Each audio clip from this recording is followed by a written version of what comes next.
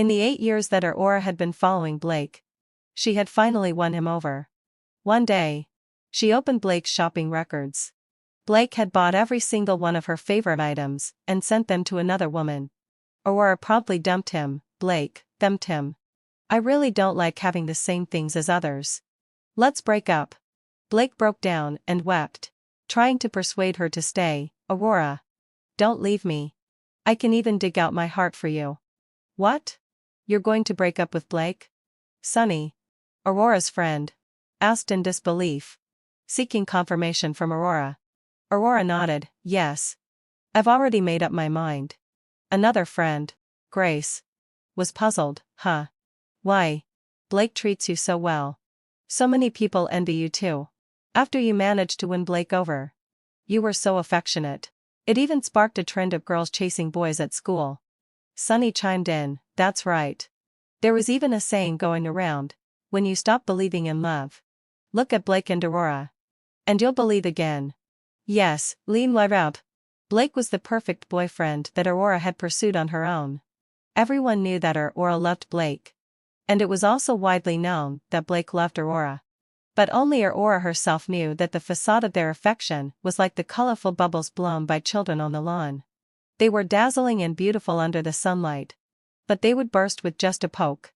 Blake's heart was empty, and loving her was just an act on his part. Aurora grew up in a well-off family where her parents loved each other. The only two hardships she had ever experienced in life were the bitterness of American coffee and the bitterness of love. Aurora first met Blake at a banquet specially held by Blake's grandfather to celebrate the recovery of his long-lost grandson. At that time, Aurora was 10 years old and Blake was 13 years old. Aurora's first impression of Blake was that this boy was very handsome and cool, different from all the playmates and classmates around her. The mystery that surrounded Blake made her full of curiosity. So, while her parents weren't paying attention, she sneaked away to find Blake, who was lost in thought by the pond. The 10-year-old Aurora forced a bright smile and said to the 13-year-old Blake, Hi. Blake. I'm Aurora. Would you like to play with me in the future? What are you looking at? The fish in the pond? Or the dragonflies? Do you want some chocolate? My dad just brought it back for me from France.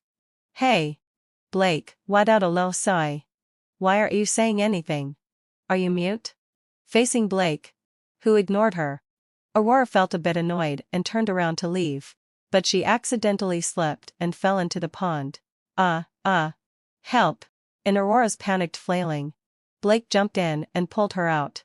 In Aurora's dazed state, Blake's lips pressed against hers, and she gradually began to breathe again, coughing out the water in her lungs. But when she truly came to her senses and could see her surroundings clearly, her mother had already hugged her worriedly, and Blake had only left a back view. It turned out that Blake wasn't as cold as he seemed. Because of her childhood curiosity and the favor of saving her life, Aurora followed in Blake's footsteps and attended junior high school and high school, paying attention to every piece of news about Blake. During this period, she also tried to get closer to Blake, but he always skillfully avoided her. So, before going to university, Aurora's interactions with Blake were limited to the stage where she greeted him unilaterally. Her friend Sunny asked Aurora, Ever since I've known you, you've been paying a lot of attention to Blake. Could it be that you like him? Aurora wasn't sure if it was love. She just had a strong desire to explore anything related to Blake. Without any surprise, after working day and night, Aurora was admitted to the same university as Blake. When she saw the 22-year-old Blake playing the piano in a white tailcoat at the orientation party, Aurora was certain of one thing: she liked Blake. At that moment, Aurora felt as if the puzzle that she had been struggling to piece together for almost 10 years had finally found its rightful place. Aurora was always someone who would take immediate action once she made a decision. Since she had already confirmed her feelings for Blake, she launched a fierce pursuit of him. First, she got the contact information of his roommates, established a good relationship with them, and kept track of Blake's latest activities.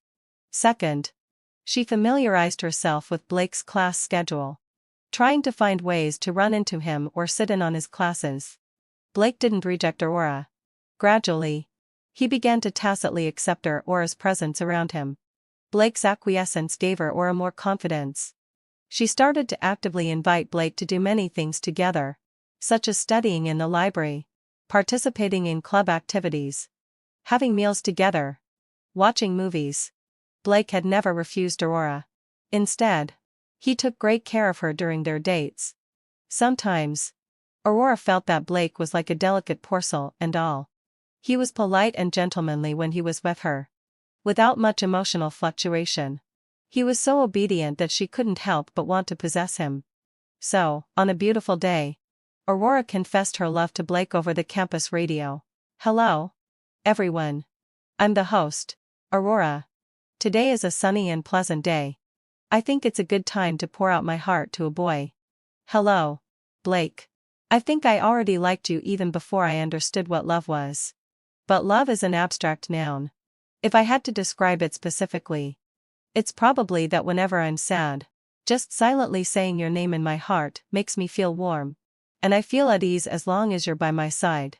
When I close my eyes, I can remember every moment and detail of our time together. But what I like even more is having a tomorrow with you. So, Blake, would you like to be my boyfriend? If you agree, then see you tonight." Aurora was the head of the school radio station. In the Love at First Sight program, she had witnessed many campus confessions. Today, she also summoned up the courage to be the protagonist. Before the radio confession, she had already sent a message to Blake, asking him to tune into the radio at 520p. After the confession, she sent the location of the restaurant she had reserved in advance to Blake, along with the message, "If you agree to be my boyfriend, come to this restaurant at 7 p. And let's have our first meal as a couple." During this period of getting along, Aurora couldn't accurately figure out Blake's thoughts. She wasn't sure if Blake would agree to her, but at least she had been brave. When Aurora nervously walked into the restaurant, she looked up and found that Blake was already there. Fireworks of happiness exploded in Aurora's heart. She ran over with a smile. Blake, did you hear my broadcast this afternoon?" Blake smiled gently and replied, "Yes." Aurora continued expectantly, "So, what's your answer?" Blake stood up, pulled out the chair opposite, took Aurora's hand, and led her to sit down. "Let's order." Girlfriend. Since agreeing to Aurora's confession, Blake had directly become the kind of boyfriend that everyone praised. The perfect boyfriend in every way. It was no longer Aurora who revolved around Blake. Instead, Blake was always by Aurora's side. Blake would take Aurora to try the delicious food near the school every day, as long as Aurora casually mentioned something she wanted to eat. The next day, Blake would appear in front of her with the food she desired. Later, they had their own little home outside the school. When they got tired of eating out, Blake asked the cook at home to teach him and cooked for Aurora himself. In daily life, anything that Aurora took a sec and look at would become a small surprise that Blake prepared for her a few days later. He would kiss the corner of her lips when the cherry blossoms fell in spring. He would gently gather her long hair when it was hot in summer. He would carry her on his back to the most efficacious temple in the mountains to make wishes in autumn. And he would pull her hand under his coat and hold it against his chest to warm it in winter. Blake even took care of Aurora's friends indirectly, just so that they would be more tolerant when Aurora was in a bad mood. It was widely known that Blake loved Aurora. Aurora had also thought that maybe all of this was just a coincidence. What if Blake had originally wanted to agree to her? What if he really loved her? After all, everyone thought that Blake loved her. With countless what-ifs in her mind, Aurora also loved Blake with all her heart. But in countless details that she couldn't ignore, it was revealed that Blake didn't love her as much as she thought. For example, everything Blake did for her was recorded in one of his work notebooks, including her different reactions and how he should adjust accordingly. Everything Blake did for her was like a work task to him, lacking warmth. All the intimate gestures stopped at the surface, and all the smiles didn't reach his eyes. To Aurora, he was like the chocolate ball she loved. She bit into it full of anticipation, but found that there was only a shell inside. But Aurora thought it didn't matter. She loved him. She could fill his empty heart bit by bit. As long as there was no one else in his heart and he was by her side. 3 years later, Aurora realized that she was wrong. It turned out that someone could buy them Blake's heart. Just not her. That girl's name was Daphne. The first time she met her was in a French restaurant, where Daphne was a waitress. Aurora had made an advance reservation at that French restaurant, waited in line for a long time, and dragged Blake there. The girl was soft and gentle looking, but her eyes were full of determination. Her eyebrows and eyes bore some resemblance to Blake's. If it weren't for Blake, Aurora thought she would like her.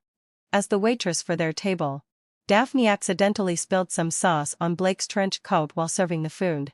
She apologized in a panic. "I'm sorry, sir. I didn't mean to. I'll wipe it off for you right away." Due to her large movements, the restaurant manager came over to ask what had happened. "What's going on?" Seeing the manager, Daphne became even more flustered. She lowered her head slightly, with tears in her eyes, and said, "I'm sorry, Manager Zhang. I accidentally spilled the sauce on this desk and was about to wipe it for him." The manager took a look and immediately said sternly to Daphne, "Nonsense. Take off this gentleman's trench coat right away and send it to the dry cleaners." Then he looked at them. "I'm sorry for the trouble. Today's dishes will be discounted by 10 as an apology. I'll ask another waitress to serve you later." Based on Aurora's understanding of Blake, he wouldn't care about such things and wouldn't make things difficult for a young girl. So Aurora was about to speak. "It's not." But Blake interrupted her. He took off his trench coat and handed it to Daphne. At the same time, he also handed her his phone. Blake stared intently at Daphne and said softly, "Send it to the dry cleaners. And add my contact information by the way. So it'll be convenient to return it to me later." Daphne secretly glanced at Aurora, looking a bit at a loss. Seeing this, Aurora also handed over her phone. "Why don't you add my contact information instead?" Daphne obediently agreed. "Okay." Unexpectedly, Blake didn't take back his phone and chimed in, "And mine as well." Daphne nodded, took Blake's trench coat, added Blake's WeChat, and then replied, "Okay. I'll return it as soon as possible." Although Blake returned to normal later and was still Aurora's perfect boyfriend.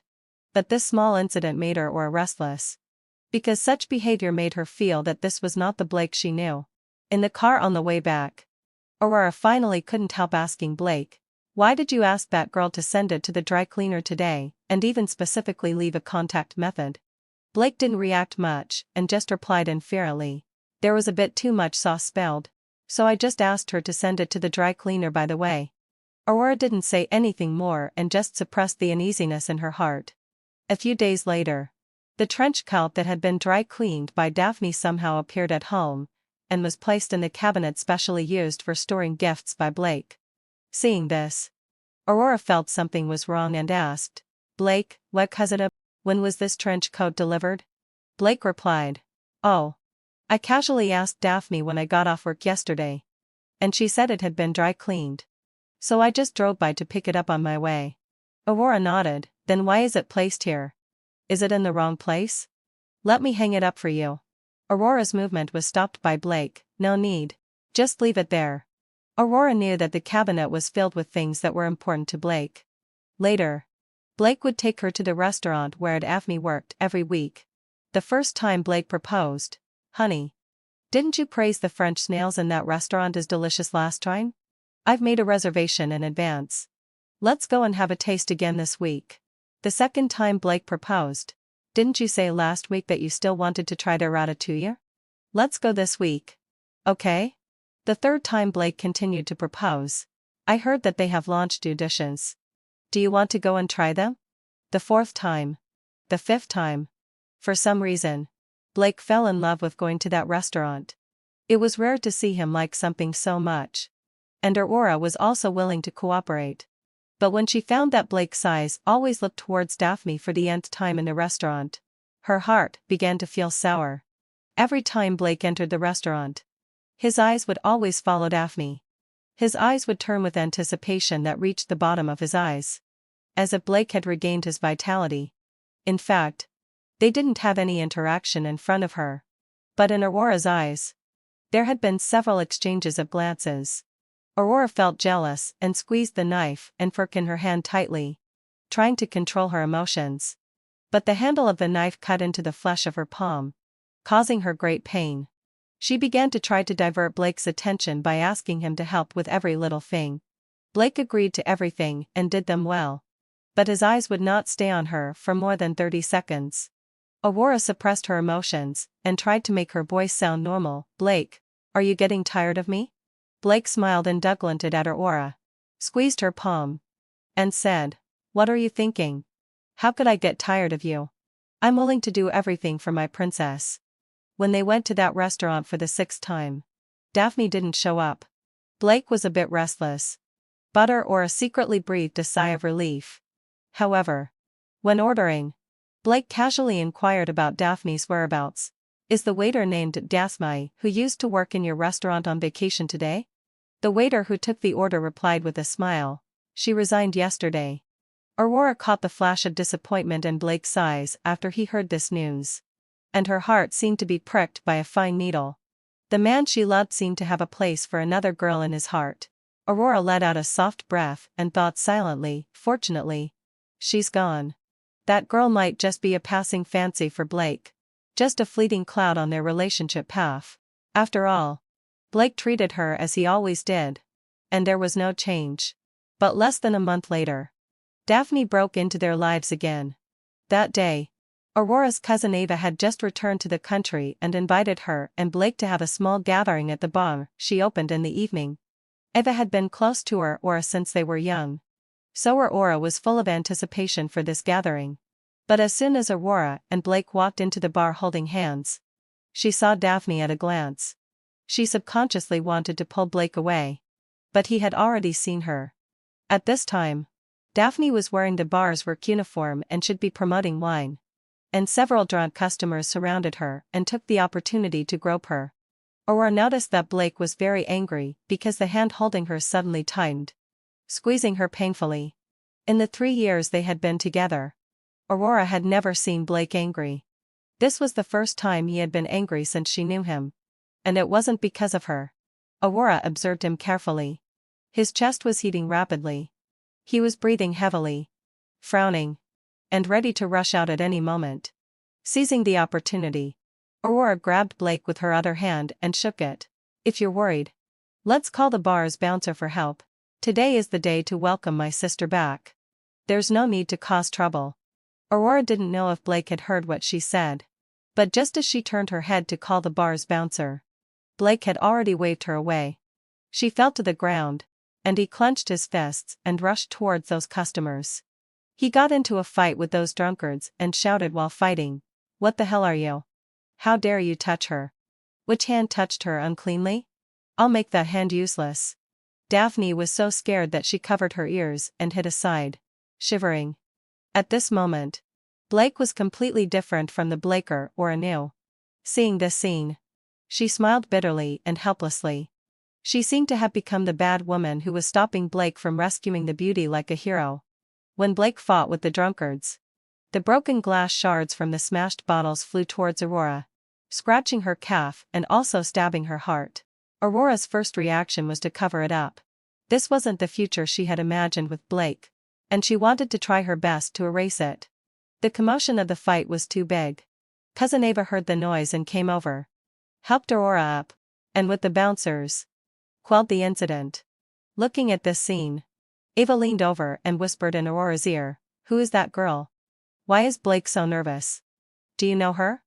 Aurora opened her lips slightly, hesitated, and finally replied, "A friend." Ava patted Aurora's shoulder knowingly. "What should we do with those men?" Aurora sighed, "Just send them to the police station directly. It's sexual harassment." She raised her eyes and looked again. At this time, Blake had separated from those men. He was holding Daphne and patting her gently to soothe her. His eyes were full of panic and worry. Then Blake picked Daphne up in his arms like a princess and prepared to go to the police station. When passing by Aurora, he didn't give her a single look. The soreness welled up in Aurora's heart, her mouth was full of bitterness, and her vision was blurred by tears. It felt like she had eaten 10 lemons raw. Aurora subconsciously grabbed Blake, who was about to walk away, and shook her head. "Can you not go? Please?" Blake ignored her and left with Daphne in his arms. Later, Ava touched Aurora's head and comforted her. Your man can be considered a witness. It's just right to go to the police station to make a statement. Besides, he was doing a good deed by intervening today. Which shows that he's trustworthy. Aurora took a deep breath, wiped away the tears that had overflowed from her eyes, and tried her best to squeeze out a smile and look at Ava. Yeah, I know. Sister Ava. Let's not talk about him. Come on. Let's go to the private room and celebrate your return to the country properly. That day, Aurora smiled and drank a lot of wine. Ava couldn't stop her. It's okay.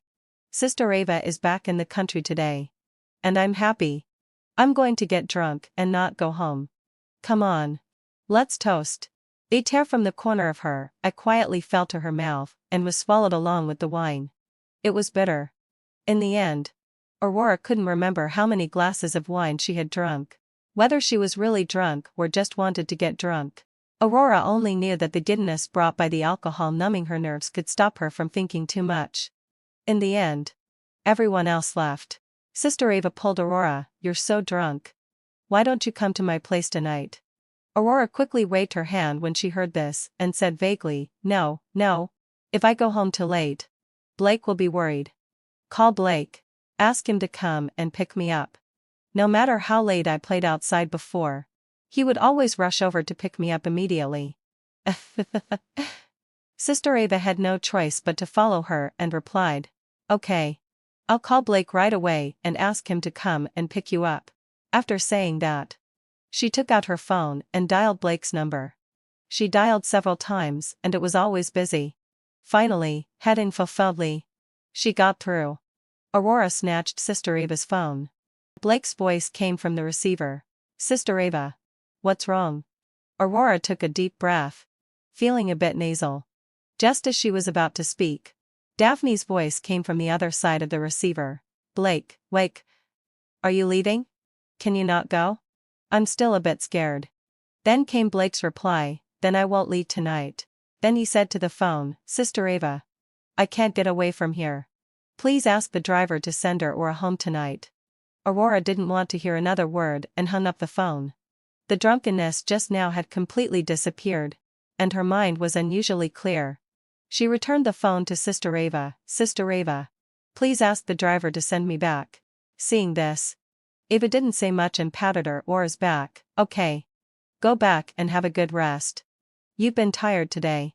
When Aurora returned to the small home she shared with Blake, it was pitch black, just like the future between her and Blake.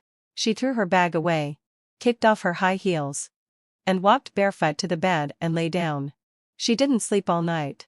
She thought that if Blake really didn't come back all night, she would make up her mind to break up. When she turned her head and saw that the sky outside the window was already bright and the sunlight was a bit dazzling, the tears that Aurora had held back all night finally flowed down and wet the sheet under her. Blake didn't come back. There was no future for her and Blake. However, the next second after she made up her mind, Aurora heard the sound of the door opening and Blake's footsteps. Now she was too weak to face Blake, so she closed her eyes and chose to pretend to be asleep. She only heard Blake muttering softly as he entered the door. Why did you walk into the bedroom barefoot again? You're such a little scatterbrainer. You don't even know how to cover yourself with a quilt. Huh? Why is your calf injured? It really makes people worry. After he finished speaking, he found the disinfection tools to disinfect Aurora's leg injury and put on a band-aid. Then came the dense and gentle kisses that Blake placed on her eyebrows, cheeks, and lips. On many previous mornings, Blake had woken her up like this. But today was a bit different.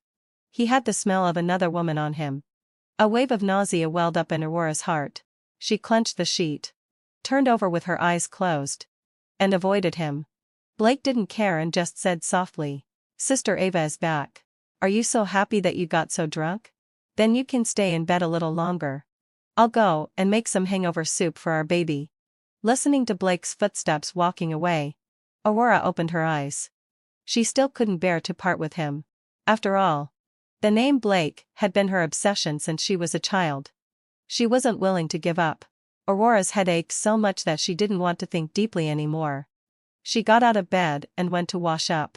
After tidying up in the bathroom, she took several deep breaths in front of the bathroom mirror and forced a smile, trying to prepare herself for the upcoming in-depth talk with Blake. When she walked out of the bedroom and came to the dining table, the hangover soup had already been served. There was also the breakfast that Blake had just made on the table. Aurora took a few sips of the hangover soup, took a bite of the heart-shaped fried egg, looked up at Blake, pursed her lips and smiled. Yesterday. As soon as she opened her mouth, Blake interrupted her. Aurora. Eat first. After you're full, go and catch up on some sleep. I'm going to take a shower. Aurora had to shut up and nodded, then wait for you. Blake didn't give Aurora a chance to continue speaking and went to the bathroom in a flash. When Aurora finally waited for Blake to come out of the bathroom, Blake hurried to pack up and get ready to go out. Before going out, he kissed her on the cheek as usual. Baby, I'm almost late for work. I have to go first. If I'm late, Grandpa will be angry again. If there's anything, we'll talk about it tonight. Bye. Blake was just the same as ever, as if what had happened last night had never occurred, and he didn't seem to have any intention of giving her an explanation at all. The moment Blake closed the door and left, Aurora put down the bowls and chopsticks in her hand, and felt that there was no need for a talk anymore. In the blink of an eye, it was June 20th. This day was Aurora's graduation day. For this day, having fulfilled my obsession, Aurora had made an appointment with an exclusive photographer and makeup artist a month in advance.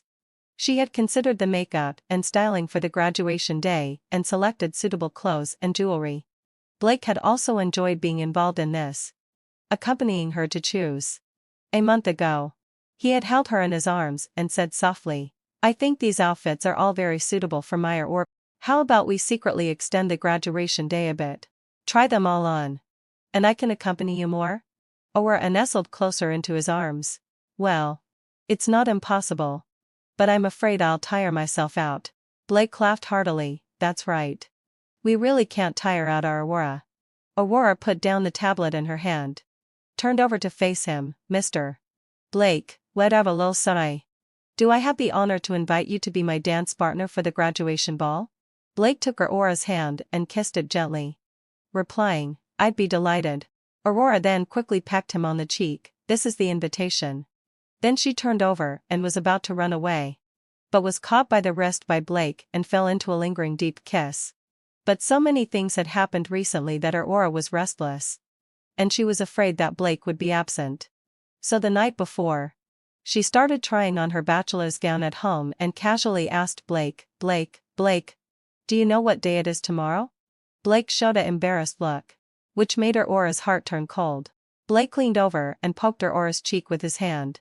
Is this pufferfish lady angry? Then he hugged her. Tomorrow is your graduation day. Of course I won't forget it. Our Aurora has worked hard for 4 years. And tomorrow she can finally put a perfect 10 to this journey. And she's still the representative of outstanding graduates. After saying that, he kissed Aurora's furrowed brow and whispered softly, Aurora, do you know how proud I am because of you? This morning, Aurora and Blake had originally agreed to come to school together. But after Blake received a phone call, he rushed out in a hurry. Aurora, there's something wrong at the company, and I have to go there. Later. You go to school first, and I'll rush over as soon as I'm done dealing with it. But Aurora didn't see Blake even when the graduation ceremony was about to officially start.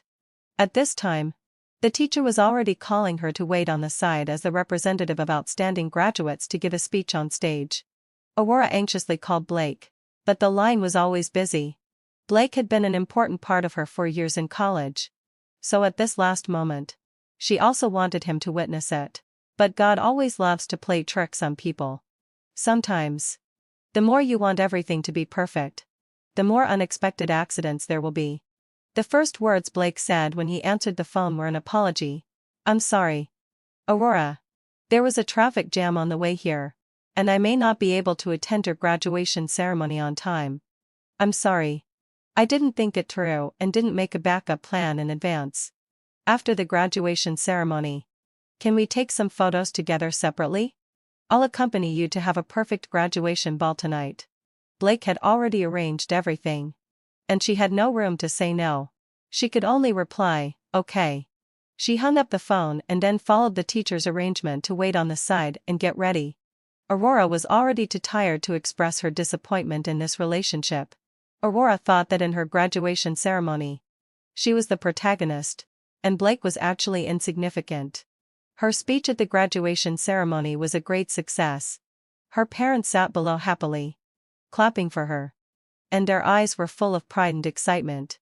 After the graduation ceremony ended and Aurora was seeing her parents off at the school gate, Blake came running towards her out of breath, holding a bouquet of bright flowers, looking rather disheveled. Seeing Blake, hadn't fulfilled my obsession, who was always calm and composed in the face of anything, showing such a flustered side just to come to her graduation ceremony. Aurora felt a bit soft-hearted. Blake skillfully greeted Aurora's parents, then turned around and took the flowers that were already in Aurora's arms, and handed his own bouquet to her. Aurora. Happy graduation. Let's go. Let's take some photos.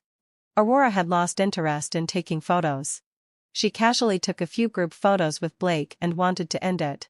Seeing this, Blake came over and squeezed Aurora's hand, asking, "What's wrong? Are you still angry that I was late? Then, let me give you a little hint in advance. There will be a surprise at tonight's graduation party. Will you feel better? Come on. Don't be angry. If you're angry, you won't be beautiful anymore." Aurora perfunctorily replied, "I'm not angry. I'm just tired." Blake asked with concern, "Then do you want to find a place to rest for a while now?" Aurora waved her hand, "Let's go straight back to the apartment to do our makeup. The makeup artist and stylist have already arrived and are waiting for us." Blake, okay. After getting dressed and styled for the graduation ball at night, Aurora also tidied up her mood and smiled at Blake. "How do I look?" Blake replied in surprise, "You're 100 times more beautiful than I imagined." Then he personally picked up the jewelry and put it on for Aurora. And then he squatted down to change her into high heels. Aurora looked down at Blake's focused and meticulous appearance and thought that at least at this moment, Blake loved her. The graduation ball at night went smoothly. Blake was wearing a white suit, which made her feel as if she had returned to the moment of the freshman orientation party in her first year of college, when she had those wild thoughts about Blake. The little bits of light at the ball reflected and danced with her champagne-colored, shimmering strapless evening dress, making Aurora feel that all of this should be a dream. When Blake bent slightly and reached out his hand to ask her for a dance, when Aurora's hand gently rested on Blake's shoulder, and when she was led by Blake to turn smoothly in circles. Tonight, Aurora was willing to immerse herself in this dream and fulfill the imagination of love that she had given herself 3 years ago. At this moment, Aurora's heart was gently beating along with the dance steps. When the music reached its climax and fireworks burst out simultaneously outside the window, Blake kissed her.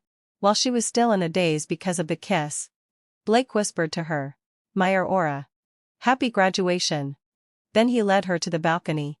The fireworks were still bursting out in sync, bright yellow, like blooming sunflowers.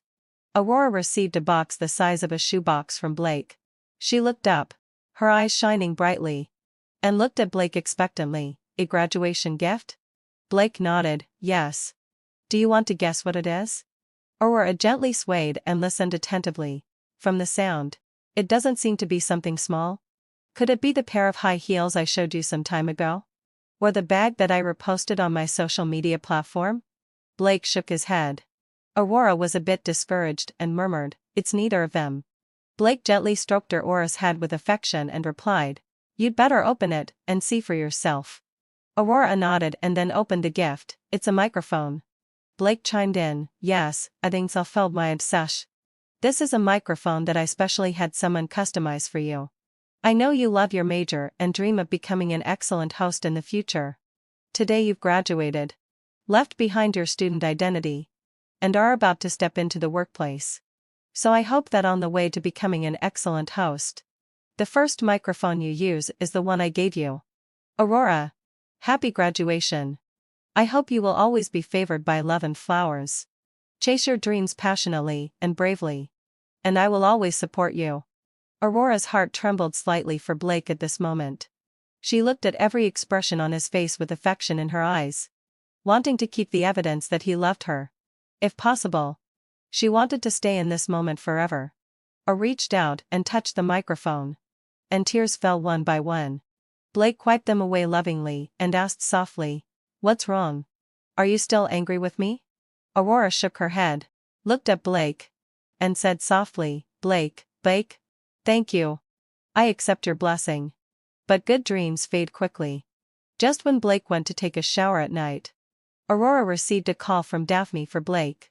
She originally wanted to hang up directly, but jealousy and curiosity drove her to press the answer button. Daphne's cheerful and sweet voice rang out on the phone, "Blake, the case this morning has been solved." Aurora frowned and thought, didn't Blake go to the company this morning? Daphne continued on the other end, "This morning. I saw that there were signs of my house being rummaged through. Because I was scared, I called you and said that there was a thief in the house. Then you rushed over in a hurry. But found nothing. In the end, you could only call the police and come back empty-handed." Aurora finally couldn't help but ask, "Did Blake go to your house this morning?" There was a sudden silence on Daphne's side, and she immediately changed her tone. "You're not Blake? Your sister Aurora." "Aurora, yes." Daphne suddenly chuckled and said, "Just in time. Sister Aurora. I've wanted to say something to you for a long time. Sister Aurora. You're excellent. Beautiful, and kind. But Blake doesn't deserve you." Before Aurora could think about the deep meaning of Daphne's words, the other side had already hung up. Blake had lied to her. And this made all the emotion she had felt at the graduation ball seem like a joke. Blake had always been an excellent actor, and she had known that for a long time.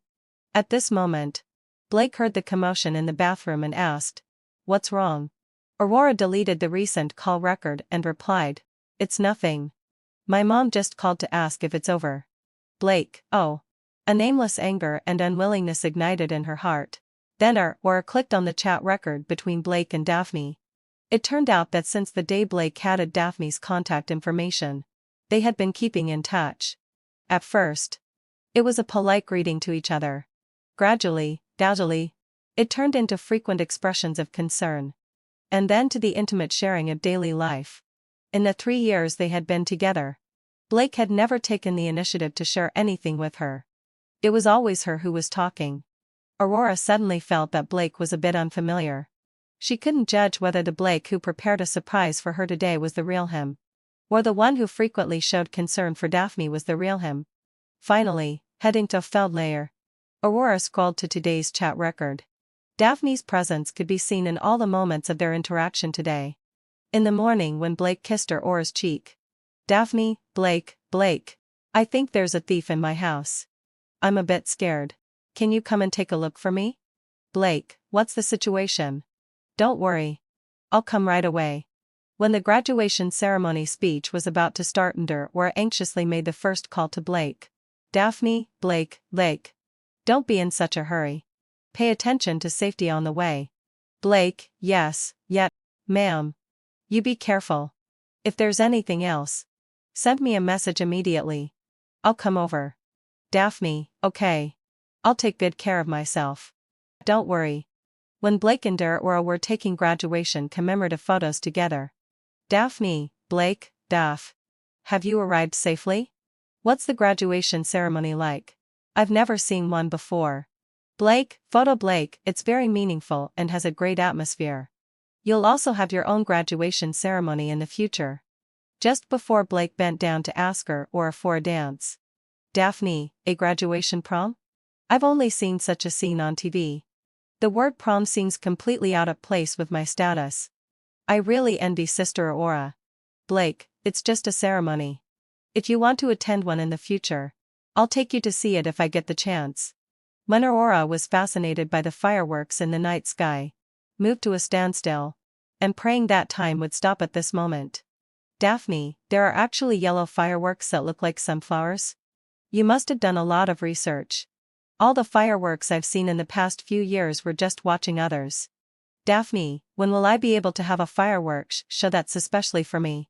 Blake, "Silly girl. This wish is simple. Next Tuesday is your birthday. How about I set off a blue fireworks show just for you? Daphne, really? Blake, Gabakak, you're so good to me. When she finished scrolling to the last chat record between Blake and Daphne, Aurora's hands couldn't help shaking. Then she clicked on Blake's shopping record. The toiletries she used, the skincare products she used, the cosmetics she used. All the things she commonly used and loved. Blake had bought a set of each and sent them to Daphne's address. Aurora really couldn't bear to look any further and turned off Blake's phone. She couldn't describe her current mood. Her heart felt as if it had been hammered several times by a hammer, or as if it had been pierced by 1,000 fine needles. She could hardly breathe and could only relieve her emotions by taking deep breaths. She held back her tears, held her breath, and left a message for Blake. Mom and Dad said they miss me. I'm going home for a while. After hearing what Aurora said, Sunny was furious and shouted, I support Aurora's decision to break up. Damn it. What Blake did is really not right. He seems gentle and refined, but I didn't expect he'd also like to fool around with other women. You should have turned against him on the spot and exposed his true colors. Grace came forward to ease the situation and said, Aurora, it hasn't been easy for you and Blake all these years. He hasn't actually had any physical affair. Do you want to talk to him again? Sunny didn't understand and said, what's there to talk about? This is already emotional infidelity. Talking to him just gives him a chance to defend himself and play the victim. If you ask me, Aurora should have taken pictures of those chat records at that time and posted them on the campus network to make him lose face. If you like to cheat, you have to bear the consequences. Seeing that Aurora remained silent and didn't interject, Grace took her hand and patted it to comfort her. So when are you going to break up with Blake? What are you going to say? What's the reason? Aurora picked up the wine beside her and took a sip. Then smiled and said, the day before my 22nd birthday. Let my love for Blake stay in my 21-year-old self forever. As for the reason, I, Aurora, don't need a reason to dump a man. I just break up when I want to. After that, she raised her glass and said in a louder voice, come on, girls. Let's celebrate my breakup in advance. Sunny and Grace picked up their glasses at the same time and clinked them with Aurora's. Happy breakup. After drinking for a while, Sunny and Aurora became more and more excited. Sunny shouted, quick, Aurora. Call Blake now. I'll help you scold him. You dog man. Our Aurora is so good, yet you still cheat on her. Grace pulled Sunny, it's a matter between the two of them. Don't make things worse. If it gets more and more complicated, it'll be hard for Aurora to get out of it. Aurora replied excitedly. Call. Call right now. Who am I, Aurora, afraid of? After that, she took out her phone and prepared. Blake. Where's Blake? Why can't I find him? Grace quickly took the phone. Come on. I'll help you find him. But after taking the phone, Grace was stunned. She looked at the phone carefully and asked curiously, is it that other woman's birthday today? Whose hand is that next to her? Aurora frowned and snatched the phone back. What? Let me see. Somehow, the WeChat moments on the phone had been opened. The latest post was from Daphne, the annual important day. This year, I finally have someone important to spend it with. The attached picture was a photo of making a wish. In the photo, there was a man's hand protecting the candlelight.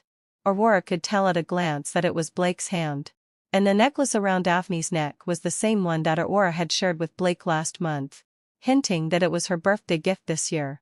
She threw the phone aside, and the tears of grievance that had accumulated for 3 years finally welled up and spilled out of her eyes. Aurora suddenly found that after crying out loud, she didn't feel that sad anymore. Instead, she felt relieved. All her love for Blake also flowed out with all the tears at this moment, and she completely lost hope in Blake. The next day, Aurora got up from the bed, enduring the nausea and headache from the hangover. As soon as she picked up her phone and opened it, a message from Blake popped up. Aurora, when are you coming home? Do you want me to pick you up? I miss you. Aurora frowned and replied calmly, I'll probably stay until after my birthday. Mom and Dad are going to throw me a birthday party. But I'll go back to the apartment the night before my birthday. The family driver will send me. You don't need to come and pick me up in person. Blake, okay. I'll be waiting for you to come home. At 7 o'clock in the evening the day before Aurora's birthday, she came to the door of the small home she shared with Blake. The door was ajar, and warm yellow light spilled out through the gap. Aurora took a deep breath, gently pushed the door open, and saw that the floor was covered with rose petals. Following the petals, Aurora came to the dining table. There was already decanted red wine on the table, and it was filled with her favorite food. There were flowers, a cake, Nim laid out a low sigh, balloons, and candlelight. Everything was so warm and romantic. But Aurora didn't have any expectations. In the moment when she was in a daze, the sound of piano music played. She looked up and found that Blake, wearing a tailcoat, was playing in front of her. Before she knew it, it was a melody she had never heard before. From brisk and bright to lively and passionate, and then to melodious and soothing. It was like a love that started from a fluttering heart and ended with holding hands for a lifetime. Aurora liked it very much, but she knew that it didn't belong to her and Blake. After the piece ended, Blake smiled and looked at her. Do you like this piece? I composed it especially for you. Aurora forced a smile and nodded. I like it. After that, Blake came over and gently placed his palm over her eyes. Close your eyes. Aurora did as she was told. Then Aurora felt Blake put something around her neck. As Blake put it on, he said, since Uncle and Anton are going to throw you a birthday party tomorrow, so I took the liberty of secretly designing this birthday party that's just for the two of us. You can open your eyes now. My Aurora is so beautiful. The necklace suits you very well. Aurora opened her eyes and looked down. It was the ruby necklace she had hinted at a month ago. The same necklace as Daphne's. The light refracted by the gemstone fell into Aurora's eyes. She thought it was dazzling and directly took off the necklace and put it back into Blake's hand. Aurora looked down at the ruby and said, Blake, I don't really like having the same style as someone I know. Then she looked up into Blake's eyes. Thank you for all you've done for me today. But I don't need it anymore. Let's break up. Section ed article Truck Blake was a bit surprised. Frowned. And asked in confusion. Why? Did I do something wrong? Or am I not good enough for you? You have to give me a reason. Aurora smiled bitterly and said. The reason is probably that my dream has woken up. I don't want to accompany you in this act anymore. And I don't want to be sentimental and warm a heart that doesn't belong to me. Blake was a bit anxious and grabbed Aurora's hand. Aurora, I don't understand what you're saying. Don't you love me anymore? Let's not break up. Okay? If you think I've done something wrong, tell me, and I'll change. Aurora pulled her hand away and looked at Blake. Isn't it you who has never loved me? You've always been just playing the role of Aurora's perfect boyfriend. You've never taken the initiative to tell me about your life or your thoughts. You took a notebook and recorded my reactions to all your actions like a robot. I've never seen passionate love for me in your eyes.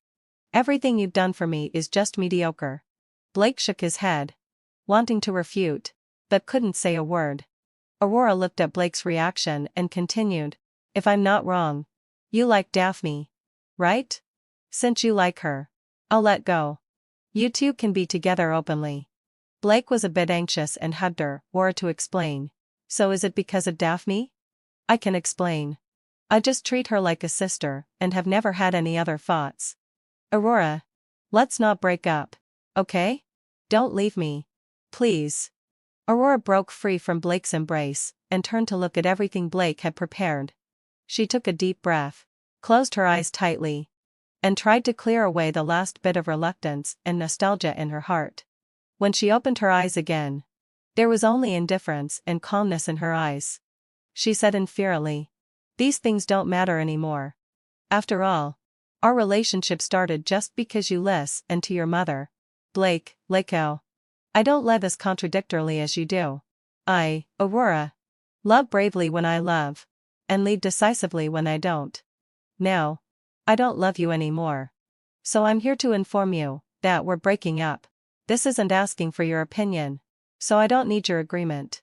After hearing Aurora's words, Blake suddenly lowered his head and slumped down on the seat as if deflated. Seeing this, Aurora walked away resolutely in her high heels. After taking a few steps, She suddenly remembered something and stopped. Blake thought Aurora had regretted it, and suddenly looked up. His eyes full of expectation. But Aurora just said calmly, "Oh, by the way, I'll ask the auntie to come up and pack my things in this apartment in a couple of days and take them away. Don't be scared when that happens." Then she left resolutely without looking back.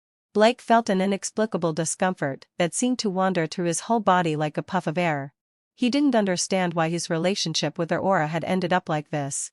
He had clearly been trying his best to treat her well, playing the role of a perfect boyfriend so that everyone around her would recognize him. Why was Aurora still not satisfied? He didn't understand what this love she talked about was. After all, he had never loved anyone. Looking at everything he had carefully prepared for her in front of the table, Blake suddenly became angry. He grabbed the cake and stuffed it into his mouth frantically. He poured glass after glass of red wine and gulped it down, trying to vent his indescribable emotions. I don't know how long it had passed. His stomach couldn't take any more food, and he felt nauseous. He ran to the toilet and vomited. After vomiting, he splashed some cold water on his face, slumped down on the ground, looked at Aurora's skincare products in front of the mirror, felt the empty room, and sneered with a bitter taste at the corner of his mouth.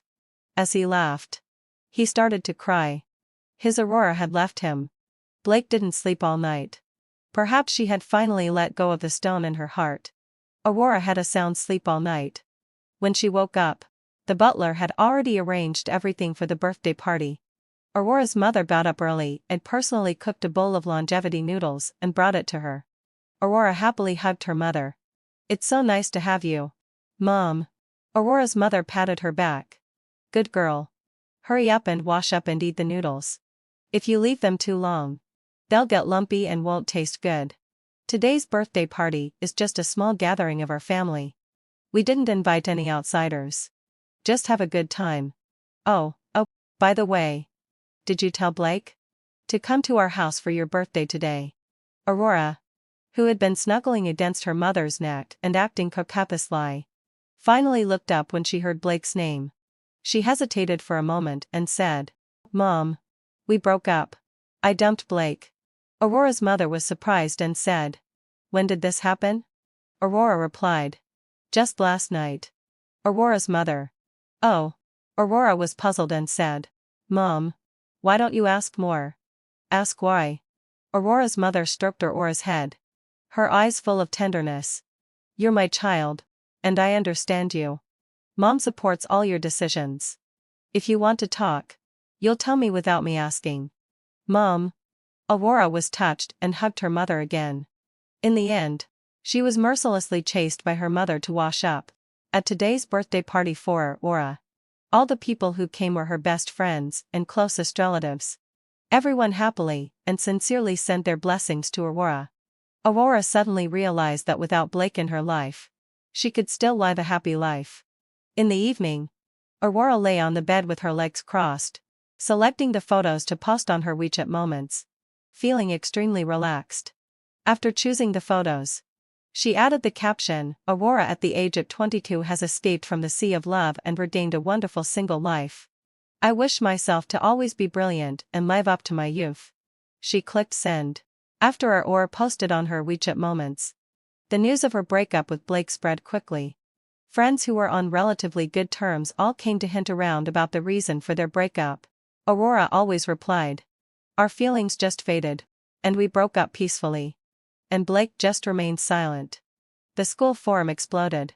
Many people posted threads. "The only campus couple known as gods have broken up. Can we still believe in love?" Through Senior Aurora's WeChat moments, let's dig into the real reason for their breakup. They've broken up. Does that mean I have a chance? Is the ultimate destination for campus couples that they break up upon graduation? Sunny, who was shopping with Aurora, showed her phone to Aurora and teased, "As soon as the news of your breakup came out, many junior schoolmates and schoolmates who were full of expectations for campus love in our school no longer believed in love. I'm so tempted that I want to expose some secrets." Aurora slapped Sunny's hand. "Don't cause trouble for me." Sunny immediately pretended to zip her mouth, indicating that she would keep quiet. After a while, she started again. Hey, Aurora said impatiently. I'm not interested in these things on the school forum. Don't show them to me anymore. Sunny bumped her shoulder. Then you don't want to see the message Blake sent about you either? Aurora frowned and turned her head to look at Sunny. Sunny handed her phone to Aurora. He's speaking up for you under the post that's spreading rumors about you. Aurora took the phone and saw a system avatar. User 7,864,329,187 netizen, I'm Blake. Aurora has never done anything to betray me. We broke up peacefully. Please don't spread rumors without basis. Otherwise, I will file a lawsuit for infringement of the right to reputation. And the comments below were all, no wonder they're the only campus couple known as gods. Even their breakup is so sweet. Waiting for a reunion. Aurora was a bit helpless. Blake had never paid attention to such things before. But he seemed to care now that they had broken up. Sunny poked Aurora. He still has feelings for you. Why don't you talk to him again? Don't break up just because of a misunderstanding. Aurora returned the phone to Sunny. No need. Once we break up, we break up. Aurora. Don't look back. My future partners will only be better and better. I now feel that love isn't necessary. I'm going to focus on my career and become a capable and beautiful strong woman. Sunny hugged Aurora and acted cocaciously. Please take me with you. A few days later, Blake's mother sent a message to Aurora. Aurora. This is Aunt Leo. Are you available to meet at 3 p.m. this Saturday? I want to talk to you. Just the two of us. Out of politeness, Aurora agreed.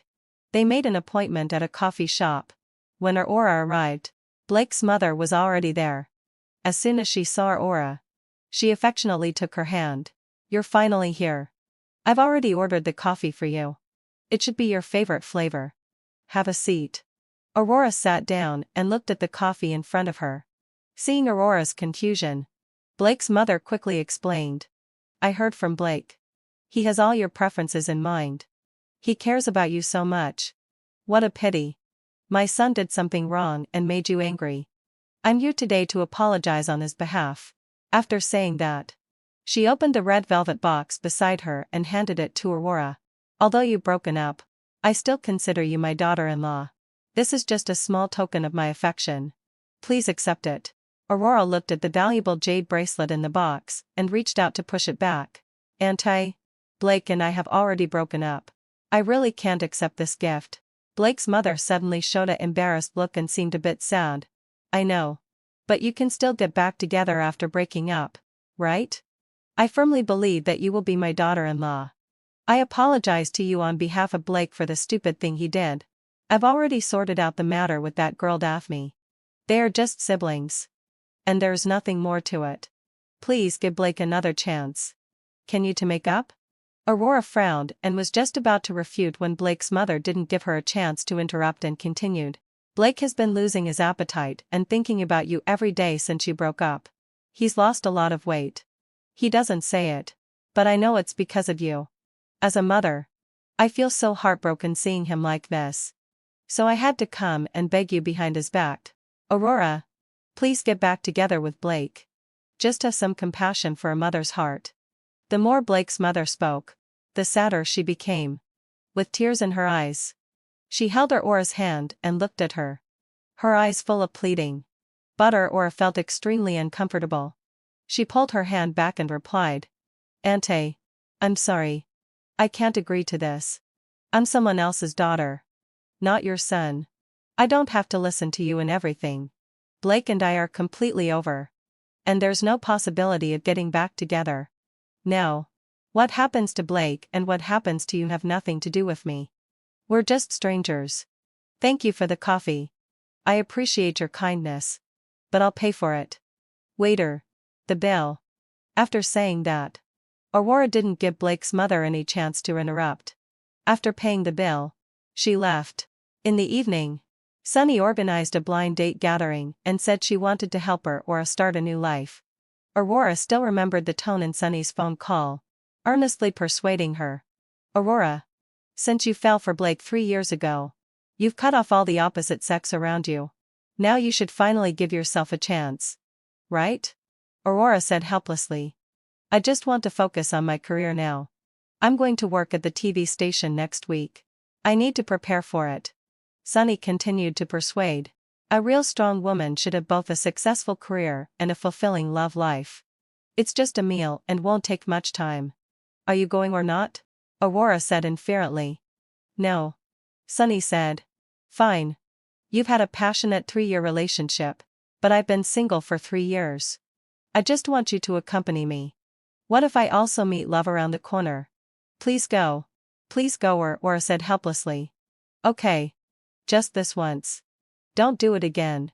Sunny immediately became excited and said. I knew it. Love you. At 7:30 tonight. At the Pearl Hotel. See you there. At the party. Everyone was fairly gentlemanly.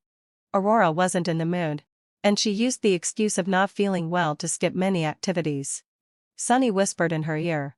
These men are all ugly in their own ways. It's normal that you're not interested. After all.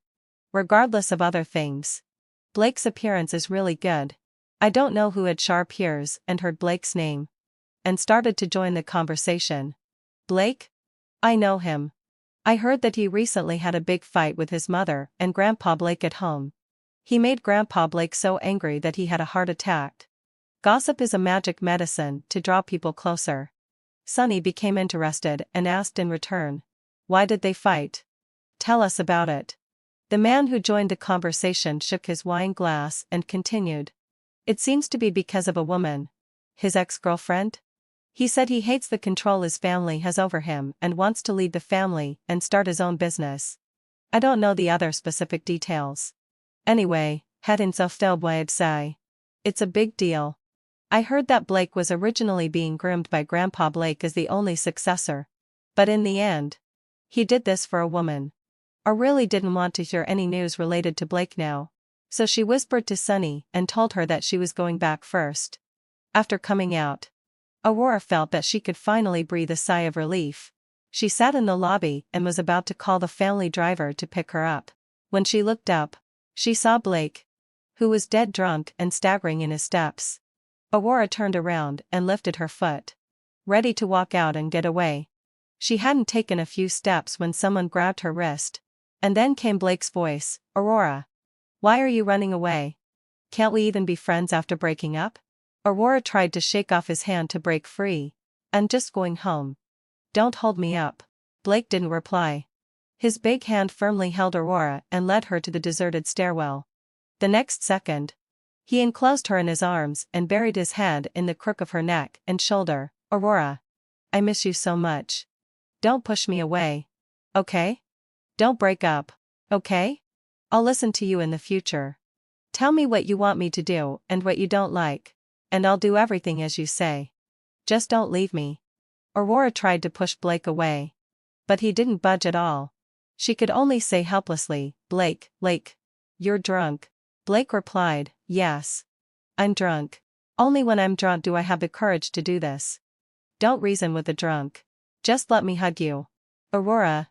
You said I don't love you. But you're wrong. Before I even realized it. Perhaps I had already fallen in love with you long before you confessed to me. But I don't know how to love others. And I've never been loved by anyone. So, I was completely afraid to get close to you.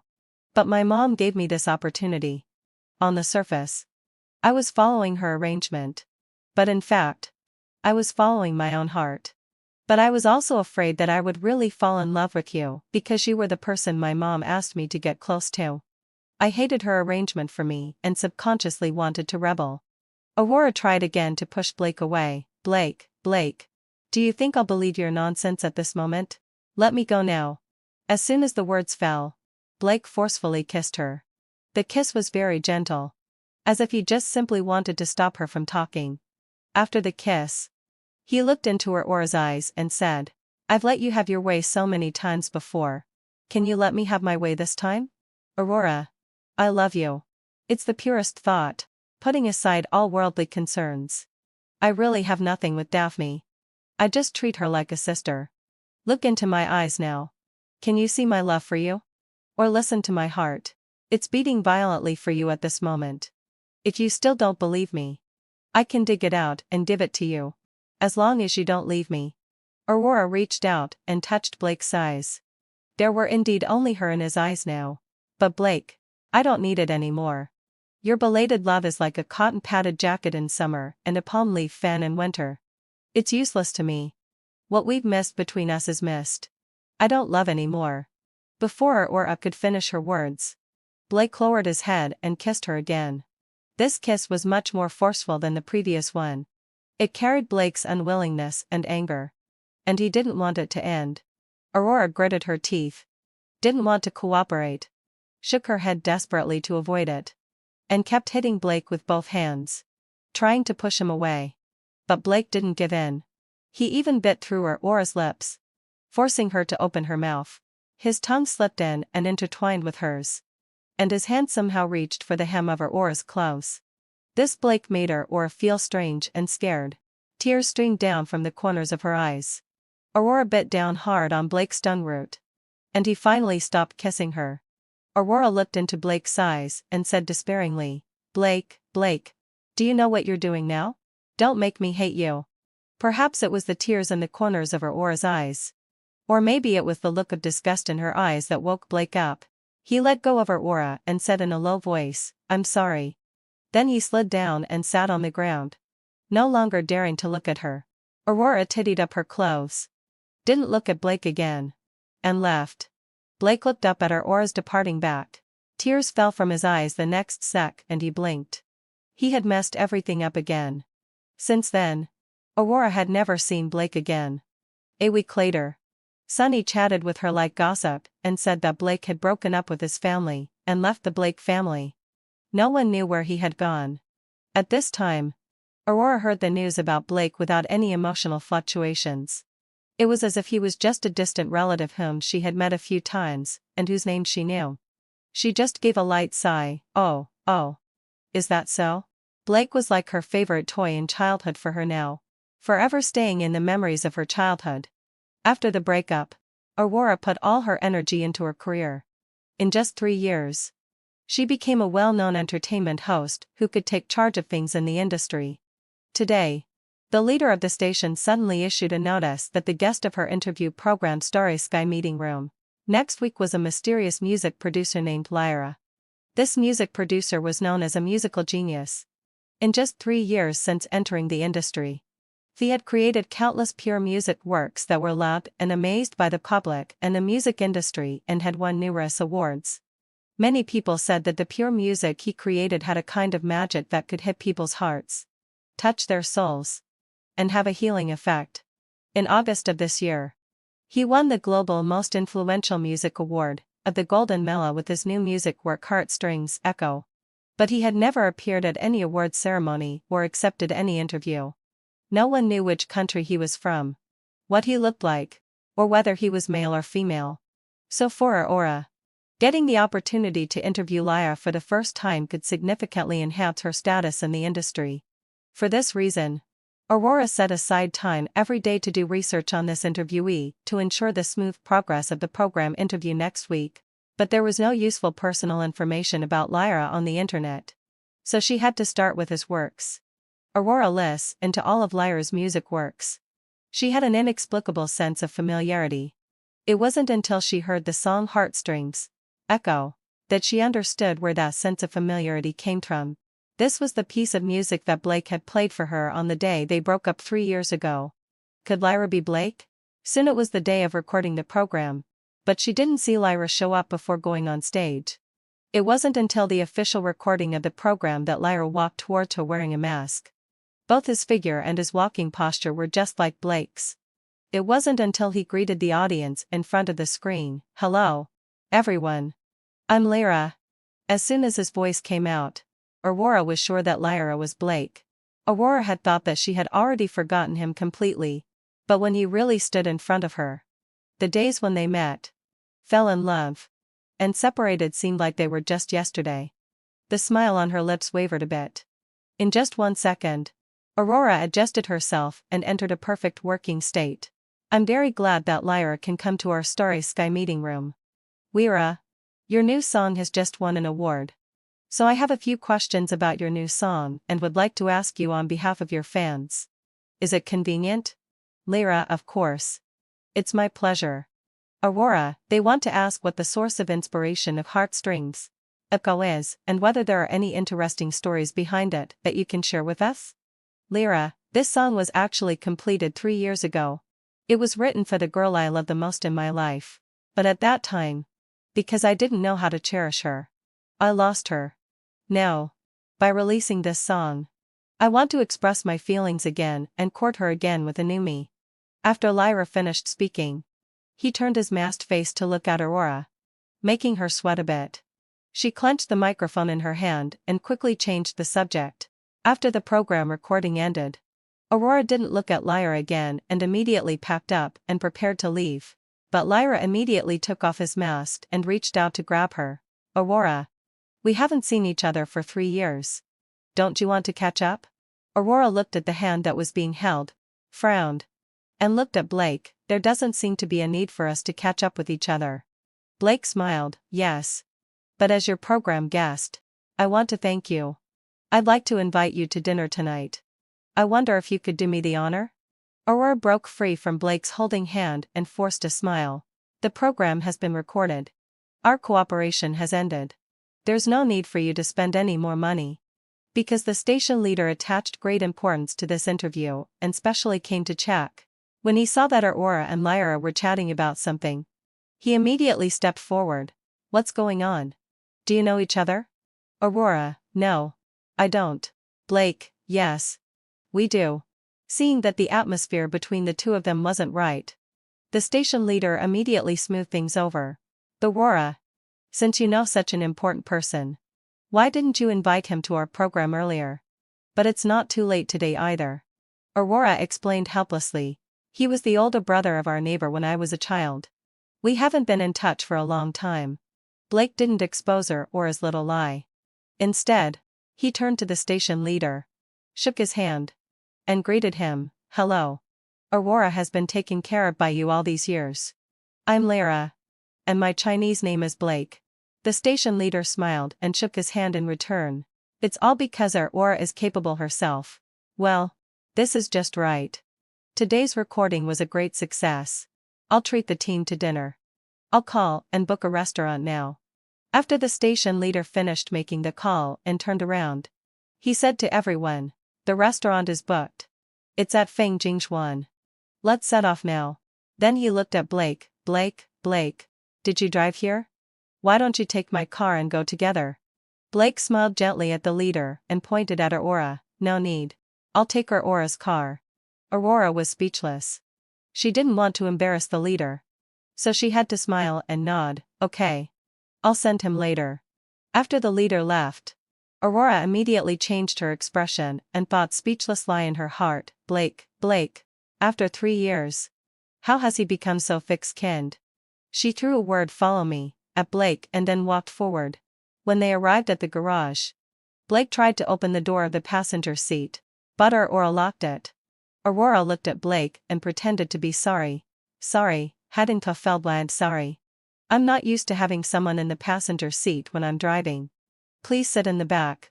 Blake pursed his lips, nodded to show his understanding, and sat in the back seat.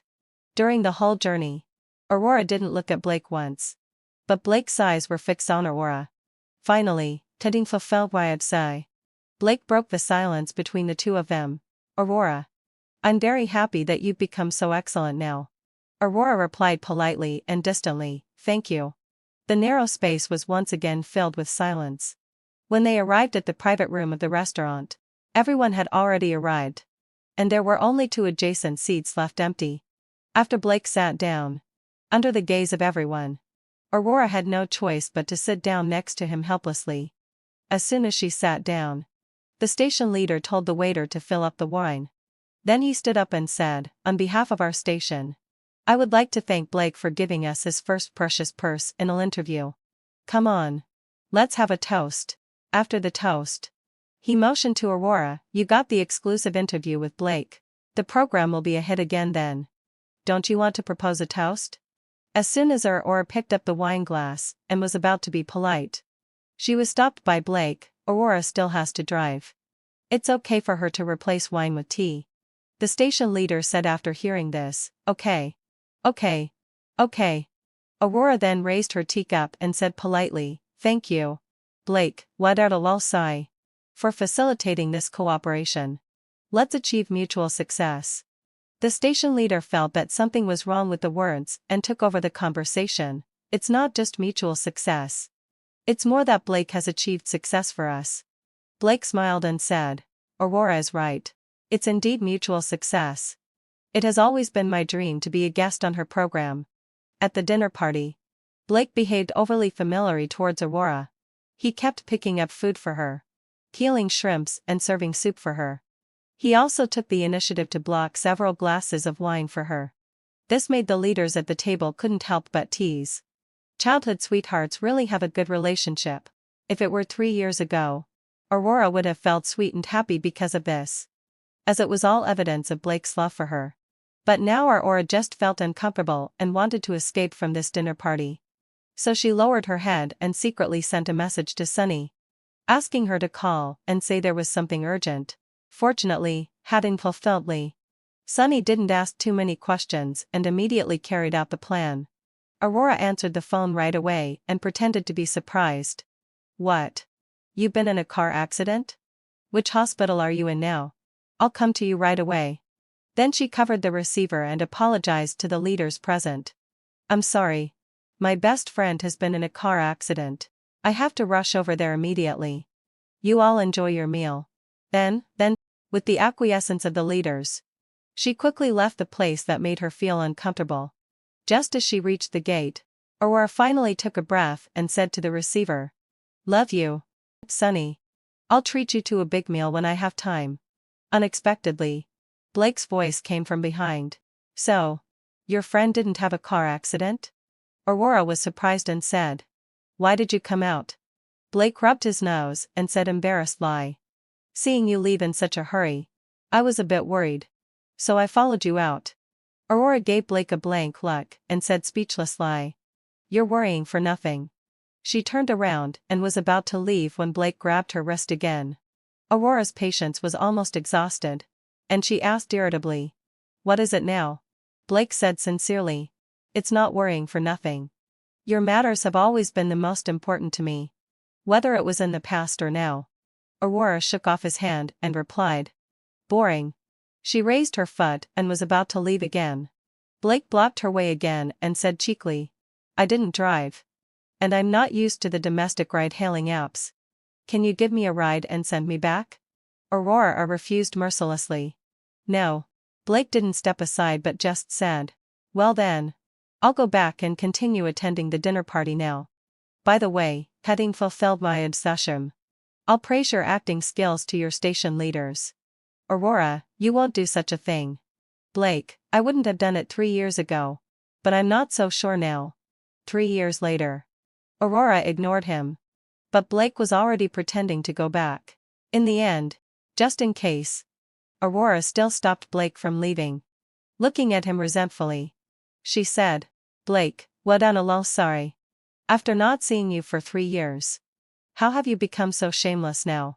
Blake bent down and leaned close to Aurora's ear, saying, If I'm not a bit shameless, you'll run away. Then he walked forward with an extremely proud smile. Let's go.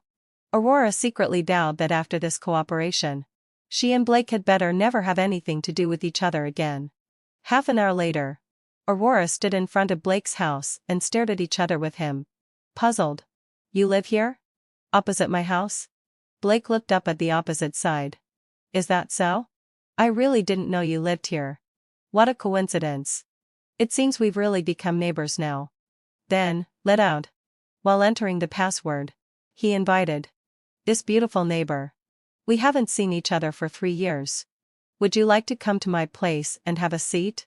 Aurora ignored him, went to the opposite side, entered the password, and closed the door with a bang and went home. Blake thought Aurora's reaction was extremely cute. He went home in a good mood and secretly thought, Aurora, we have plenty of time ahead. Later, Blake always knocked on Aurora's door with various excuses in the guise of being a neighbor. The first time, He was carrying big and small bags, saying it was a visit from a new neighbor. Aurora opened the door, took the things, and closed the door in one smooth motion. The second time, he said he bought too much fruit and was afraid it would go bad since he couldn't finish it by himself. The third time, he scratched his hand and came to borrow a band-aid from Aurora. The nth time, this kind of behavior from Blake made Aurora think he was childish and funny. But she also thought it was unnecessary to spare energy to deal with him. She just treated him like the little bird that liked to chirp by her window every day and ignored him. One Saturday, Aurora got ready and just opened the door when she found Blake standing in front of her. As if he was just about to knock, Aurora looked up and asked, "What's the matter?" Blake smiled brightly and said attentively, "I made too much breakfast and want to invite you to have it with me. There are waffles that you like. Black pepper fried eggs. And I also made a flat white. So, are you interested?" Aurora pushed Blake away and replied, "To look good on camera. I usually just have a cup of American coffee in the morning. You can eat the rest by yourself." Blake still didn't give up. "Then at noon, I'll make your favorite sweet and sour spare ribs in the traditional way and abalone with roasted peppers. Do you want to come and have a taste?" Aurora ignored Blake and walked toward the elevator. "No. I already have an appointment. Also, 3 years have passed. And people's tastes change. I don't like those dishes of yours anymore. I think they're too greasy." Blake understood that Aurora's words had a deeper meaning. But he thought that if he was a bit braver, just like Aurora 3 years ago, she might forgive him and fall in love with him again. But when he went back to the music room at home and was about to create something, all he could think of was Aurora this morning, looking bright and charming, and saying that she already had an appointment. This made Blake feel irritated. He wondered who Aurora was dating. Was it a man or a woman? What were they going to do? He had never been like this 3 years ago, because at that time, he was sure that Aurora wouldn't leave. But now it was different. Aurora no longer belonged to him. And he had no right to ask about everything related to her. Just thinking of these things made him feel both uncomfortable and irritable. He walked quickly towards the balcony, hoping that the wind would blow away these emotions. When he looked downstairs, he remembered that Aurora hadn't driven by herself just now. So was someone coming to pick her up? Would she come back tonight? In order to find the answer, Blake decided to wait on the balcony for Aurora to come back. At this moment, Aurora was already sitting in the restaurant, waiting for her senior brother who had just returned from studying abroad and used to work with her at the TV station. Suddenly, a message popped up on her phone. "Senior brother, Aurora. I'm sorry. There's a traffic jam on the road, and I might be a bit late. Senior brother, order whatever you want to eat. It's on me today." "Aurora, it's okay. Then I won't be polite. I'll take a look at the menu and get ready to blackmail you." Just after replying to the message, Aurora heard someone call her, "Sister Aurora." Aurora looked up and found it was someone she never expected to meet. "Daphne." Aurora frowned.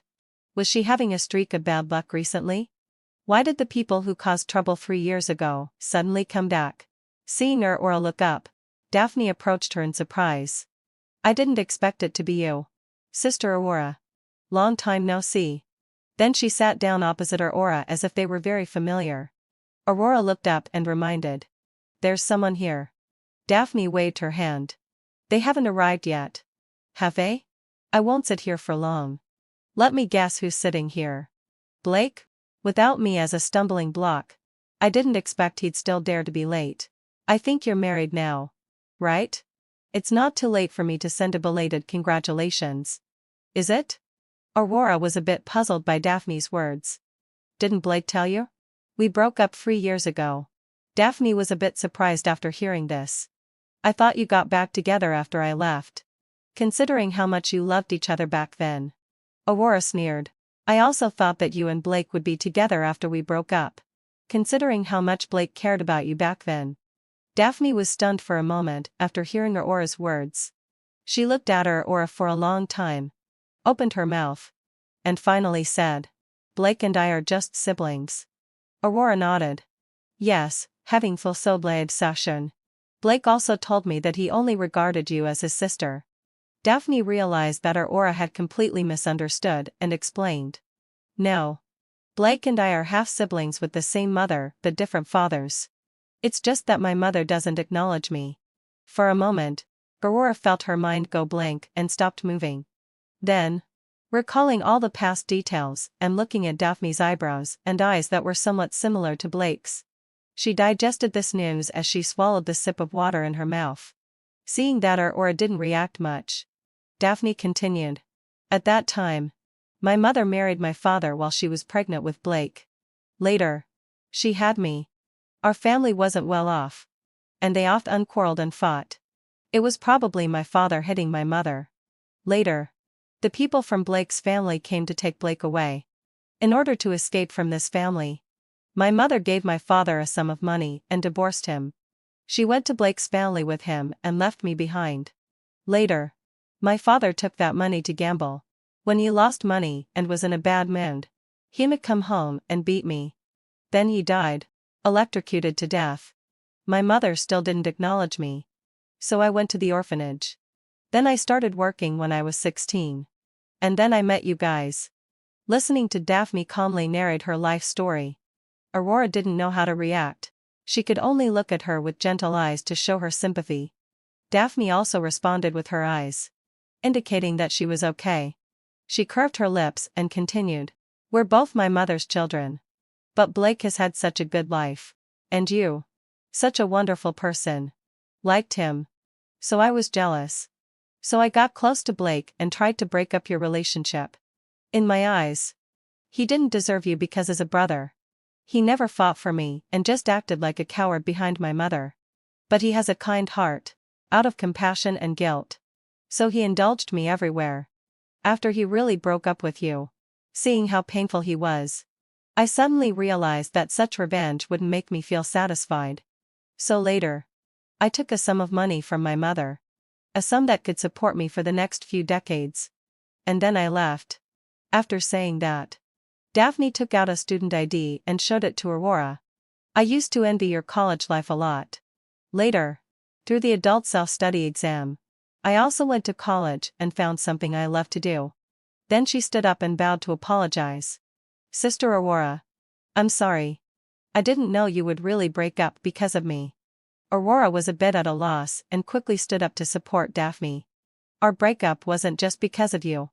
It was more that there were problems in our relationship itself. Thank you too for telling me so much today. She picked up her water glass and clinked it against Daphne's student ID. Then I wish you a bright future. Daphne had thought that Aurora would scold her or blame her. But she didn't expect that Aurora was really willing to listen to her talk about her boring life story and sincerely wish her well. Her eyes couldn't help but fill with tears. And she said softly, Thank you, Sister Aurora. Until now, I still think that Blake doesn't deserve you. Aurora nodded. I think so too. Then she waved and said goodbye to Daphne with a smile. At first, when Aurora heard Daphne say that she and Blake were siblings, she was a bit shocked and angry. But then she thought that all of this wasn't important. What was important was the present. If their relationship had really been perfect back then, misunderstandings wouldn't have grown and become the bomb that detonated their breakup. After all, as Daphne said, Blake didn't deserve her. At this moment, Aurora's senior brother Leo arrived late, panting. Sorry, junior sister. I kept you waiting for so long. So? What do you want to eat? Have you decided? Have you ordered yet? Aurora nodded and smiled. I ordered early. I've already had one round. I'm just waiting for you to pay the bill. Leo smiled. Then let's have another round with your senior brother. During the meal, Aurora curiously asked him about his life abroad and what new things he had learned. Leo's eyes sparkled as he described everything to her, making Aurora a bit envious. She tentatively asked, So, do you think it's suitable for me to go for further study? Leo put down the knife and fork in his hand and said seriously, I've been waiting for you to say this. Do you want to start a media company with me? I'll fully fund your study abroad. But after you graduate, you have to work for me. At the beginning, you may have to work a bit harder. You need to study while building the prototype of our company. Aurora and Leo had many compatible ideas and she also agreed with this plan. They talked a lot. Finally, heading profoundly, Leo said, "These are just some of my preliminary ideas. You can think about it first. There's no need to give me an answer right away." Aurora nodded and then raised her water glass. "Welcome back, senior brother." When Leo drove Aurora to her community, it suddenly started to rain outside. Seeing this, Leo immediately got out of the car and ran to the security room to borrow an umbrella for Aurora. He opened the umbrella and motioned for her to get out of the car. "It's raining and it's a bit dark. I'm afraid you'll fall when you go to the unit building. Let me walk you there." Aurora nodded and got out of the car. The senior brother protected her well. She didn't get wet at all, but half of his own sleeve was soaked. When they reached the entrance of the unit building, just as Aurora was about to ask if he wanted to go upstairs to dry off, the senior brother said, "Okay. I've safely delivered you. My nightly mission is accomplished. I'm leaving." Aurora could only watch the senior brother's back and smile. He was still the same as before. She turned around and was just about to press the elevator when she saw Blake standing in the corner. Aurora was startled. "What are you doing here in the middle of the night? Scaring people like a ghost?" Blake walked closer to Aurora and said a bit aggrieved lie. "I saw it was raining outside. You didn't take an umbrella when you left this morning, so I came to bring you an umbrella." Aurora replied politely and distantly, "Thank you." Then she stepped into the elevator. Seeing this, Blake chased after her. "Who is he?" Aurora was confused. Blake continued, "The man who just sent you back? Is he your new boyfriend?" Aurora replied inferently, "It has nothing to do with you." Blake was silent for a while and then said, "I waited for you on the balcony all day." Aurora said, "So? What does it have to do with me? Do I need to be grateful for this? Or give you a certificate?" At this moment, the elevator door just opened. Aurora stepped forward and was about to leave. Blake continued to catch up with her steps and grabbed her wrist. "It's cold today. I cooked fish maw soup. Do you want to drink some?" Aurora shook off his hand. "No need." But Blake didn't give up and chased Aurora to her door. "I composed a new piece of music. Do you want to listen to it?" Aurora opened the door and replied, "Not interested." When she was about to close the door, Aurora was blocked by Blake again. This time she said impatiently, "Blake, let out a low sorry. What on earth do you want? If you keep this up, I can sue you for harassment." Blake looked into Aurora's eyes and replied affectionately, "I just want to go back 3 years ago." Aurora said speechlessly, "We've already broken up. How is it possible to go back?" Blake replied eagerly, "What about starting over? I mean, can you give me another chance to pursue you? You won't avoid me anymore and will smile at me too." Aurora said unhappily, "If I say no, will you disappear from my sight tomorrow?" Blake opened his mouth and replied, "No." Aurora said, "So what's the point of you asking me? Didn't you already decide for yourself? Let go of my hand. I'm very tired and want to rest." Blake was so refuted by Aurora that he didn't know how to reply. He could only let go of his hand resentfully and said, "Good night." The program in which Daphne interviewed Blake was successfully broadcast this week. The ratings jumped directly to the first place, reaching a new high for the program. The station leader was very happy about this. He directly sent several red envelopes in the work group and came directly to their workstations to congratulate them. The boss was also extremely excited. This episode of Liar not only set a new high in ratings, but also has a good public opinion response and a high degree of online discussion. Our program has become popular again. Everyone happily joined in the celebration and applauded. Then the boss continued to propose ecstatically. "But all of this is inseparable from everyone's efforts. So I've decided to invite everyone to an UN resort hotel this weekend for 2 days of crazy fun and hold a celebration banquet by the way." He turned around and pointed at Aurora. "Aurora must come. You're the chief hero." Aurora was also very happy that the program's ratings had increased and it had become popular. She immediately replied, "I will definitely come. But I don't dare to be the chief hero. It's the result of everyone's efforts together." On Saturday, Aurora came to the agreed meeting place according to the notice in the group, but saw someone unexpected. "Senior brother. Why are you here?" Leo naturally came over to say hello to everyone. I heard from the boss that you're going to hold a celebration banquet this week. I haven't seen everyone for a long time and I really miss you. So I came uninvited. Don't be unwelcome. Aurora joined in. Welcome. Of course we welcome you. The others also echoed. Yes. I miss Leo too.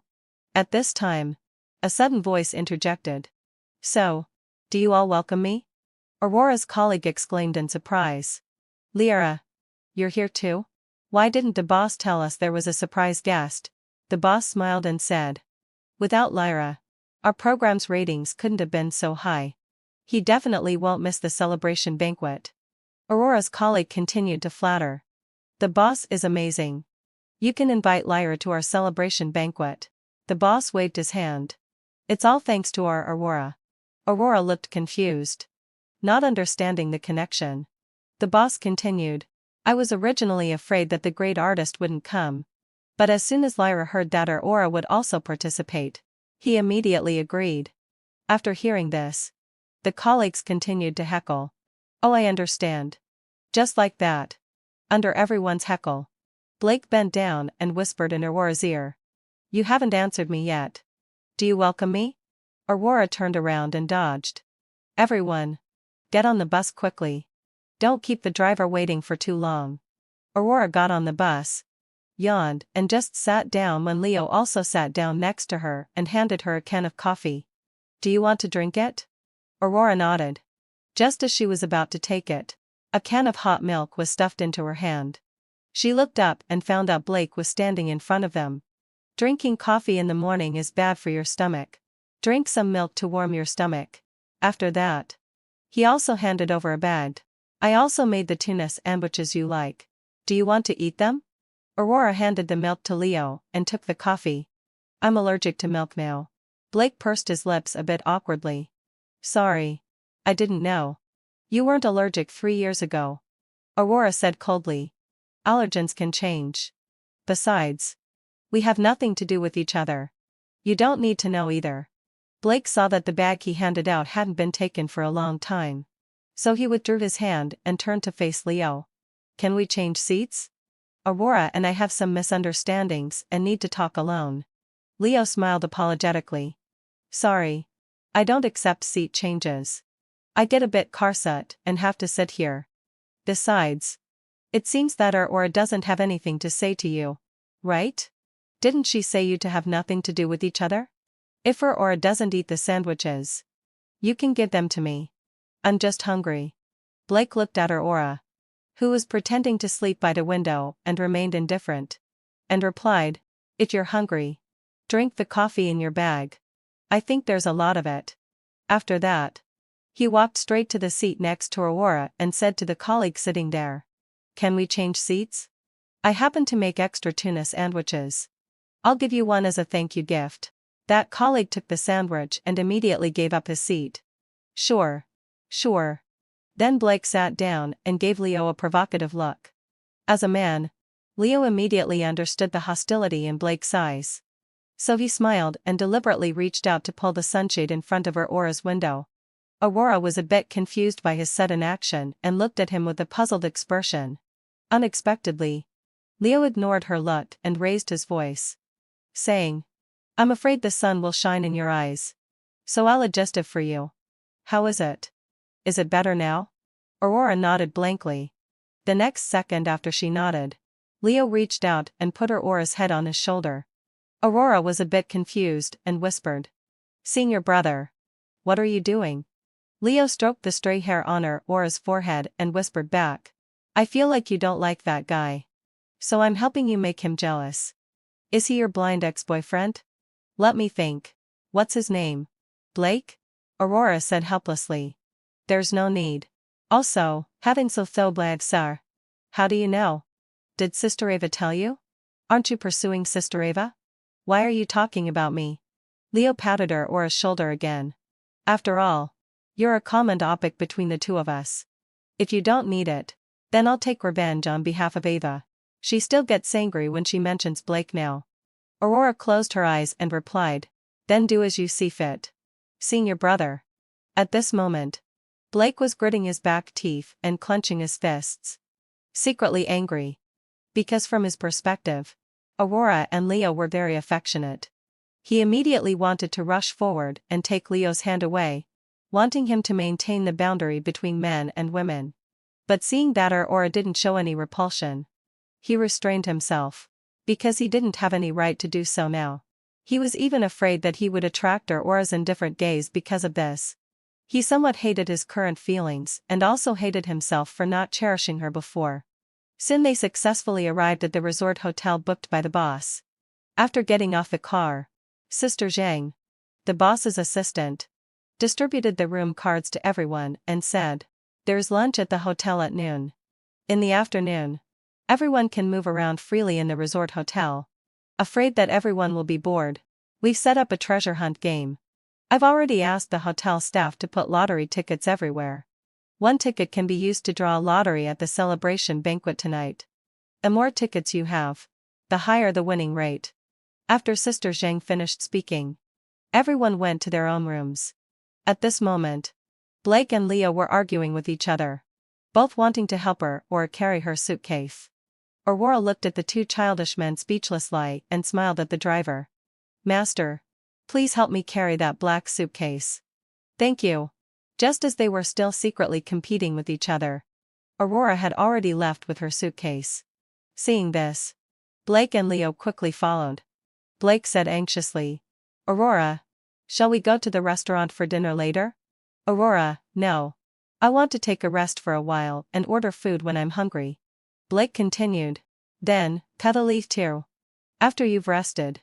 Would you like to participate in the treasure hunt game? It sounds quite interesting." Aurora, "No. Thanks. I'm not really interested." Blake was a bit disappointed. "Weren't you the most enthusiastic about this kind of activity in college?" Aurora looked back at him inferently and replied, "You just said it. That was in college. People change." Noticing the awkward atmosphere, Leo secretly bumped into Aurora. "I actually miss that sense of drive we had in college. Why don't we give it a try? Just accompany me to reminisce about our youth." Seeing Leo blinking desperately at her, Aurora could only nod and say, "All right. Come and knock on my door at 2 o'clock. I'm tired." Then she ignored them and left. At 2 o'clock in the afternoon, Aurora's door was knocked on time. She got herself ready and opened the door. To her expectation, besides Leo, Blake was also there. In the end, Aurora was lying on the lounge chair by the outdoor swimming pool, watching the two of them bustling around the rockery and the lawn, searching for several coupons. Looking at this scene, Aurora suddenly found it a bit amusing and decided to take a photo of Leo's childish side at the moment and send it to Sister Ava, so that they could tease him together later. But in the blink of an eye, Leo disappeared, and Blake thought that Aurora was taking a photo of him alone. So he waved at her and started to search even more energetically with his head down. Suddenly, someone tapped on her head. When she looked up, she saw that it was Leo, who had just disappeared. "Let me see what you're taking a photo of," Aurora asked in surprise. "Why don't you keep searching?" Leo smiled and said, "I'm just pretending to fool him. Come on. Let's go swimming." Aurora tapped Leo lightly. "Senior, I didn't expect you to be so sly now." When Blake came back happily, sweating all over his head and holding a stack of coupons, he happened to see Aurora and Leo coming out of the swimming pool. At that moment, Blake thought that Aurora's smile was so dazzling that he wanted to rush forward and cover it, telling her not to smile. Jealousy burned his heart and made it ache. He clenched his fists a few times, took several deep breaths, adjusted his smile, and then came up to Aurora. "When did you learn to swim? I remember you were afraid of water because of what happened when you were a child and you've always been afraid to learn." Aurora replied, "As I grew up, I didn't feel that scared anymore." Blake pursed his lips and smiled. "I see. You've grown up so fast that I can hardly keep up." Aurora leaned closer, stood on tiptoe, and whispered in Blake's ear, "Then don't try to keep up. No one is forcing you." After saying that, she was about to walk past Blake, but he grabbed her wrist. Aurora instinctively shook her hand and turned back in confusion. Blake lowered his head and carefully placed the lottery tickets he had found in her palm. Take them. I hope they can bring you some good luck. Aurora waved her hand to shake them off. I don't need them. My good luck has never come from you. It can only be earned by myself. Blake, you look so pitiful now. Like a dog wagging its tail by the street, begging passers-by to adopt it. After saying that, Aurora left without looking back. Leo chased after her and asked in a low voice. Why are you hurting his pride now? I thought you didn't care? Aurora glared at him. If you keep watching the fun like this, be careful I speak ill of you in front of Sister Ava. I'm just fed up and want him to give up completely. Leo put his hands together and pleaded for mercy. All right. I won't watch the joke. Please spare me. Junior sister. Aurora waved her hand. Leo. Step back. Leo, yes. Junior sister. See you at the celebration banquet. In the evening, Aurora got ready and was about to go to the celebration banquet. She opened the door, and an envelope suddenly fell out from the doorknob. Aurora opened it and saw that it was the lottery ticket she had shaken off from Blake in the afternoon. They were neatly folded one by one and placed in the envelope. When she arrived at the location of the celebration banquet, Aurora casually gave the envelope to the intern she had brought along. When she was feeling gratified seeing how happy they were, the lights suddenly dimmed. The main stage lit up, and a familiar piece of music rang in her ears. It was Blake's new song. Just as she was feeling puzzled, Blake suddenly appeared in front of her, bent down, and invited her to dance. In a trance, Aurora felt as if she had suddenly returned to the day of the graduation ball 3 years ago. But this time, Aurora was going to ignore the person in front of her and turn around to leave. Suddenly, the lights came on, and Blake carried her away in a princess carry in full view of everyone. Aurora struggled and shouted, Blake, Nevin Fossil Wyansarshan. What are you doing? Let me go. Put me down now. What will everyone think if you carry me away like this in front of them? Blake looked at Aurora with red eyes. On the contrary, I hope they think more about it. Looking at Blake's slightly red cheeks and smelling the alcohol on him, Aurora asked, Have you been drinking? You drunkard. Let me go. I don't know how long they walked, but Blake finally put Aurora down and hugged her. Now there are finally no outsiders to disturb us. Aurora pushed Blake away, frowned at him. This is so out of the blue. Then she turned around and tried to leave. Suddenly, Blake said something that seemed irrelevant. Do you like him? Leo? Are you in a hurry to go back to him? If you really like him, I can let go. But he's not good enough. He doesn't deserve you. Then he pleaded with a sob in his voice. Can you like me again? Just for this one night? Or at this moment? Hearing Blake's pleading voice, Aurora stopped in her tracks. She wanted to explain, opened her mouth, but didn't know where to start. Seeing that Aurora didn't leave immediately, Blake said with a hint of resentment, Aurora, you've liked me for so many years. How can you just say you don't like me anymore? I've been thinking about you all the time in these 3 years. When I couldn't vent these emotions, I wrote them into songs and released them. I hoped you would hear them. Since you said you hate that I listened to my mother, I left her. I want to make myself pure and strong, and then come back to you and ask for a chance to pursue you again. But I was too naive. Now you don't even look at me. I finally understand how it feels to be unloved and to be coldly alienated by the one you like. I finally understand you back then. I deserve it. Aurora, I'm willing to change everything and also willing to apologize for my actions in the past. Can we not miss each other again? Aurora sighed and turned around to look at him. Blake, that infallible sigh. It's impossible for us now. After hearing this, Blake grabbed her excitedly with red eyes. Why? Are you still feeling uncomfortable because of Daphne? Aurora, I've never betrayed you. Daphne is actually my half-sister with the same mother but different father. I just felt that I owed her for so many years and wanted to make up for her. Aurora looked up and stared into Blake's eyes, asking in a calm and serious tone. Why didn't you say so 3 years ago? If she's your sister and you want to make up for her, you could have told me, and we could have solved and faced it together. But you didn't. Because at that time, you just regarded me as the daughter of the Aurora family from beginning to end. Not as someone close to you. Your lover. Blake was a bit anxious. Opened his mouth to explain. It's not like that. It's my mother. Aurora pulled out her hand that Blake was holding and interrupted. I don't need this answer now. Blake, let go. So much can change in 3 years. Now you're no longer within my range of choices. Once missed. It's missed. After saying that, Aurora didn't look at Blake again and left resolutely. Blake raised his foot, ready to chase after her. Looking at her back without the slightest bit of nostalgia, he finally stopped in his tracks. Strangely, he wasn't as sad as he had imagined. It was as if everything had been expected. He just felt that his heart suddenly became empty.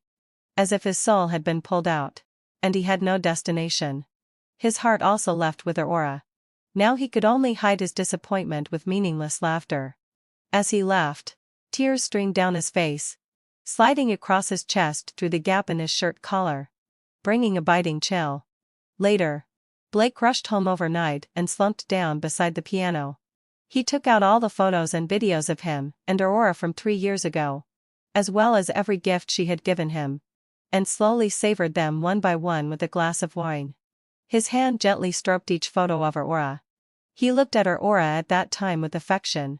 The Aurora who once belonged to him. He tried hard to remember every expression of Aurora in the videos. When she smiled, he smiled along. When she looked aggrieved, he felt the same way. He became a puppet controlled by the videos and photos. Strangely, he wanted to be like this forever. To stay with the Aurora from 3 years ago forever. When he was flipping through the photos and there were only the last 2 left, Blake stopped. He couldn't bear to finish. So he flipped back to the first one, which was a group photo from his 13th birthday party. When he first met Aurora, he thought this little girl was a bit talkative. And she just boldly stepped into his safety distance. Her eyes were bright and pure. And he felt that she could see through his heart, which made him feel nervous. He didn't know how to deal with this situation. She was like a sister. But not really a sister. When he saw her fall into the water, his heart tightened. And he saved her. He suddenly realized that she was so small and vulnerable. Before he agreed to be with her, he had already noticed her. To be exact, he had caught every glance she had cast at him. And he looked forward to every collision of their eyes, which made his heart boil. Since he came to the Blake family, he had been taught how to be the young master of the Blake family, and how to be a qualified successor of the Blake family in the future. He couldn't have anything he liked. Everything he liked would eventually leave him. And that was the self-restraint that a Blake family young master should have. He had thought about rebelling. But his mother would always kneel down and beg him. If he rebelled, he would never see her again. As long as he waited until he truly took charge of the Blake family, he would be able to do anything. And he could also find his sister Daphne. So he learned to play the role of a Blake family young master well. He envied that Aurora could always freely express her emotions to the outside world, which was something he didn't have. So he indulged her approach. And he also yearned for her to get closer. He even prayed that it could last a little longer. Much longer. He didn't dare to show his affection for her because he was afraid of losing her. Fortunately, Blake's mother, in order to facilitate the cooperation between the Aurora family and the Blake family, asked him to accept Aurora's confession. He secretly rejoiced that he could finally respond to her openly. He had never been in love with anyone before, so he could only try his best to treat her well.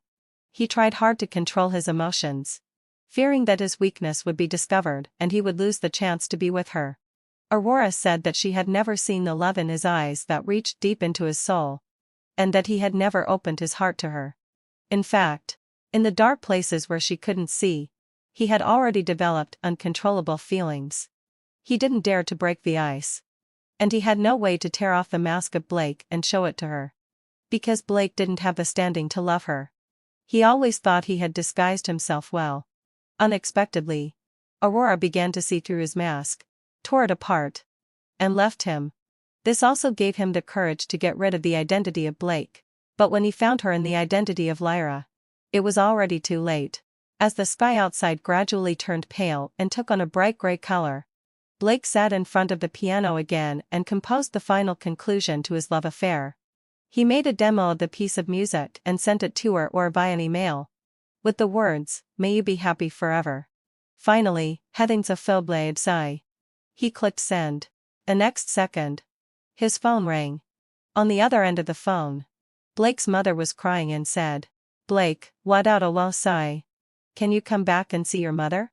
During these 3 years since you left, my health has been getting worse and worse. I'm afraid I won't be able to see you anymore in the future." His mother had used such tricks to deceive him into coming back many times. So he refused heartlessly. "There are professional caregivers at home. I can't be of much help even if I go back. You should take a good rest." Blake's mother suddenly became excited. "I raised you so big and have always planned for you. Is this how you treat your mother?" Blake said helplessly. "Mom, you've used this excuse many times already. Try a different one next time." His mother replied reluctantly. "Isn't 3 years of freedom enough for you? Don't you want the entire Blake family? The old master's health has been getting worse recently. Come back and marry into the Meng family, and the Blake family will be yours." Blake replied indiferently. "That's the Blake family you want, not the one I want." Finally, having fulfilled Liam, his mother said each word firmly. "If you don't come back today, you will regret it." Blake hung up the phone heartlessly. An hour later, Blake received a call from the butler of the Blake family. "Young master. It's not good. Come back quickly. Your mother accidentally fell off the building and is now in the emergency room."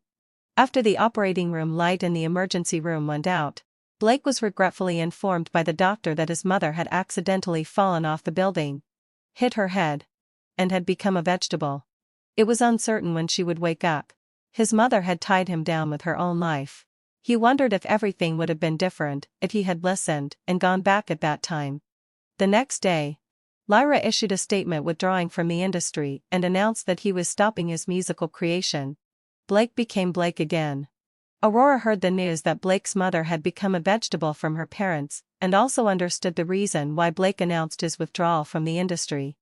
Since they parted unhappily at the resort hotel last time and she received the email he sent the next day, she hadn't seen Blake again.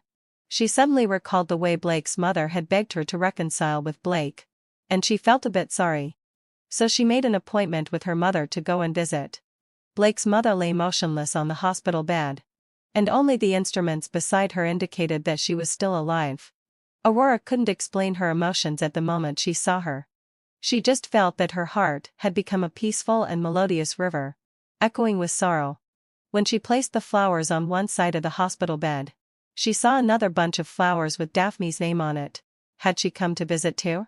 After the visit, Aurora hesitated for a long time and finally sent Blake a message saying, "Please accept my condolences." He also replied politely with "thank you."